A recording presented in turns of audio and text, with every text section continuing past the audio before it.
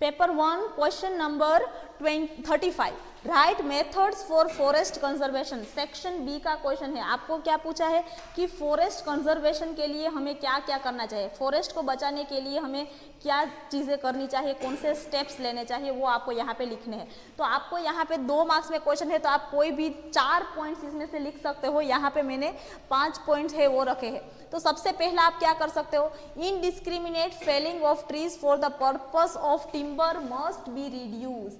अभी टिम्बर क्या है वो आप सबको पता है कि जब भी घर के अंदर फर्नीचर्स वगैरह जो भी बनाया जाता है, तो जो भी उसके लिए वुड चाहिए, जो लकड़ा चाहिए, वो कहाँ से आता है, फॉरेस्ट में से आता है। फॉरेस्ट के अंदर जो बड़े बड़े ट्रीज है उसको कट कर कर उसमें से टिम्बर बनाया जाता है, और वो टिम्बर का इस्तेमाल हम फर्नीचर्स मैन्युफैक्चर करने के लिए करते हैं। तो वो जो है उसको क्या करना चाहिए, रिड्यूस करना चाहिए, मतलब कि फॉरेस्ट को टिम्बर के लिए कट करना कम कर देना चाहिए। वो एक तरीका है फॉरेस्ट को बचाने का। दूसरा तरीका क्या है, the forest ecosystem must be protected from fuel starved villages, fodder starved cattles and commercial exploitation.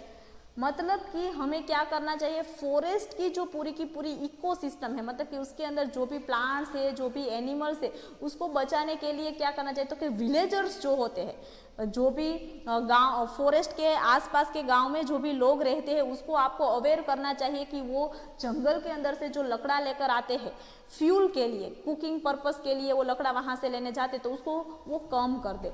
उसके अलावा जो भी उसके गाय भैंस जो भी होते हैं, उसके जो भी कैटल्स होते हैं, शीप्स है, गोट्स है, उसको वो चरवाने के लिए जंगल के अंदर लेकर जाते हैं, और या तो उसके चारे के लिए जंगल में से प्लांट्स को कट कर कर लेकर आते हैं, तो वो चीज़ को कम कर देना चाहिए। और कॉमर्शियल एक्सप्लॉयटेशन मतलब कि आपको पता होगा कि कई बार फॉरेस्ट के अंदर से कई सारी ऐसी प्रोडक्ट्स का इस्तेमाल किया जाता है कि जो हम कोई अलग पर्पस के लिए इंडस्ट्रीज के अंदर यूज़ करते हैं, जैसे कि मेडिसिनल पर्पस के लिए हम गम्स लेकर आते हैं, हम रेजिन्स लेकर आते हैं, तो हम कई सारी चीज़ें जो है वो फॉरेस्ट में से लाते हैं और फिर उसको हम बेचते हैं कमर्शियल लेवल पर, मार्केट पर।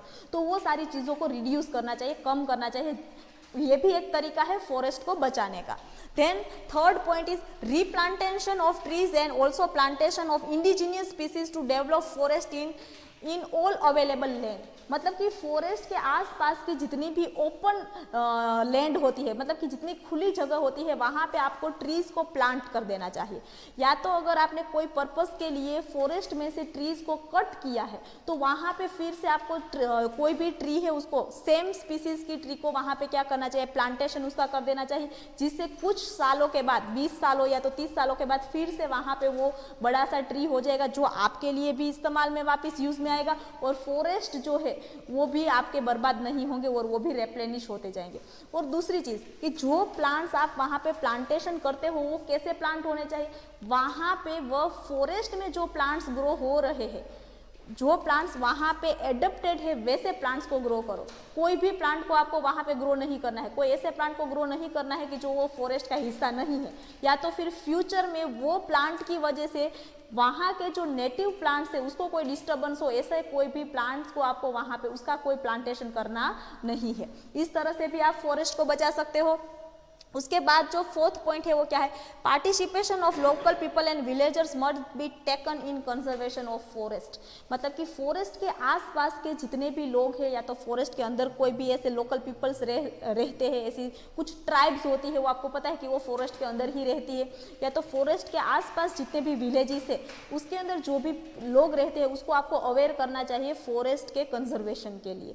वो भी एक तरीका है फॉरेस्ट को बचाने का। उसके बाद next, scientific research, monitoring and spreading awareness about conservation of forest through education. मतलब कि आपको बच्चों को, स्टूडेंट्स को, जो पढ़ रहे हैं, जो एजुकेशन ले रहे हैं, उसको आपको अवेयर करना चाहिए बाय साइंटिफिक रिसर्चेस। आप साइंटिफिक रिसर्च के बेस पर उसको अवेयर करो, या तो आप उसको थॉरली एजुकेशन देकर भी आप उसको ये सारी चीज़ों को प्रमोट कर सकते हो और बच्चों को अवेयर कर सकते हैं, जिससे जब वो बड़े होंगे तब वो फॉरेस्ट में से कोई भी चीज़ या तो रिसोर्स को यूज़ करने से पहले उसको लिमिट में यूज़ करेंगे, न कि उसका एक्सप्लॉयटेशन करेंगे। तो इतनी चीज़ें जो है, इसमें से कोई भी 4 पॉइंट्स जो है वो आपको यहाँ पे लिखने हैं। सो इतना आपको आंसर उसमें लिखना है।